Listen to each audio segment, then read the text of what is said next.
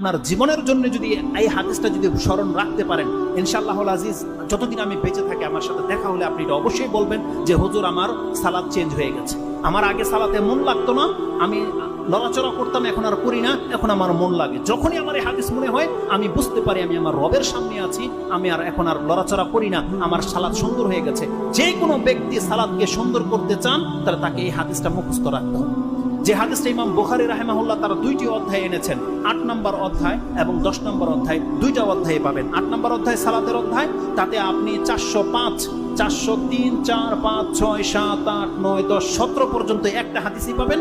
এবং আপনি সেটা ১০ নম্বর অধ্যায় কিতাবুল আযানের মধ্যে পাবেন, হাদিস হচ্ছে ৭৫৩। এবং ইমাম মুসলিম রাহিমাহুল্লাহ তিনিও তার কিতাবুল মসজিদ ৫ নম্বর অধ্যায়ে উল্লেখ করেছেন ৩১১০, মানে ১১১০ নম্বর এই হাদিসটা পাবেন।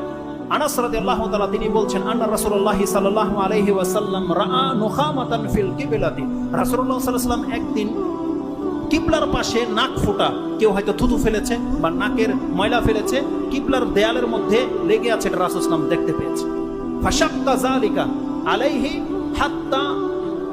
হাত্তা রুইয়া ফি ওয়াজহিহি, রাসূলুল্লাহ সাল্লাল্লাহু আলাইহি ওয়াসাল্লাম এতটা বেশি কষ্ট পেয়েছেন যে তার চেহারায় পর্যন্ত সেই কষ্টের ছাপটা ফুটে উঠেছে। ফাকামা, রাসূলুল্লাহ টিকতে পারলেন না, দাঁড়িয়ে গেলেন। ফাহাক্কাহু বিয়াদিহি, নিজের হাতে সেই কাশফোঁটা পরিষ্কার করেছে রাসূলুল্লাহ সাল্লাল্লাহু আলাইহি ওয়াসাল্লাম। মসজিদ এমন একটা জায়গা, আপনার মতো টাইলসের মসজিদ রাসূল সাল্লাল্লাহু আলাইহি ওয়াসাল্লামের ছিল না, খেজুর পাতার ছিল, কিন্তু কিবলার সামনে মসজিদের খেজুর পাতার মধ্যে নাক ফোঁটা পড়ে আছে। মুহাম্মদুর রাসূলুল্লাহ সাল্লাল্লাহু আলাইহি ওয়াসাল্লাম তার বরকতের হাত দিয়ে নিজের হাতে সেই ময়লা পরিষ্কার করছে, কারণ সে জানে আল্লাহর সন্তুষ্টি অসন্তুষ্টি কিসে রয়েছে, সে জানে। কারণ রাসূল সাল্লাল্লাহু আলাইহি ওয়াসাল্লাম বলছেন আমার সামনে সৎ কাজগুলো এবং পাপ কাজগুলো খুলে দেওয়া হয়েছে, আমি দেখতে পেলাম সেখানে সৎ কাজের মধ্যে এটাও লেখা আছে যে মসজিদ থেকে একটা কষ্টদায়ক বস্তু ফেলে দেওয়া, এটা সৎ কাজের লিস্টের মধ্যে আল্লাহ লিখে দিয়েছে। কে করেছে এত বড় পাপ? রাসূলুল্লাহ সাল্লাল্লাহু আলাইহি ওয়াসাল্লাম নিজের হাতে সেটাকে পরিষ্কার করে দিয়েছে।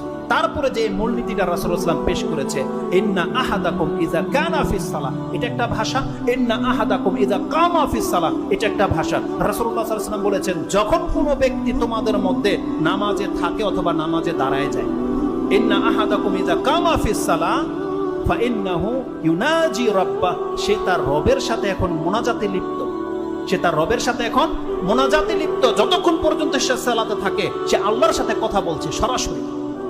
আর আল্লাহ সুবহানাহু ওয়া তাআলা নবীদের সাথে কথা বলেছে ওহী মারফত। রাসূলুল্লাহ সাল্লাল্লাহু আলাইহি ওয়াসাল্লাম বলছেন ইউনাজি রাব্বাহ, সে তার রবের সাথে ডাইরেক্ট কথা বলছে, চুপি চুপি কথা বলছে, যেটা কেউ জানে না, একমাত্র তার সে জানে, তার রব জানে। রাসূল সাল্লাল্লাহু আলাইহি ওয়াসাল্লাম বলেছেন আও ইন্নাহু বাইনাহু ওয়া বাইনা কিবলাতিহি, রাসূলুল্লাহ সাল্লাল্লাহু আলাইহি ওয়াসাল্লাম বলছেন কোন ব্যক্তি যখন আল্লাহু আকবার করে দাঁড়িয়ে যায়, তার আর তার কিবলার মাঝে আল্লাহ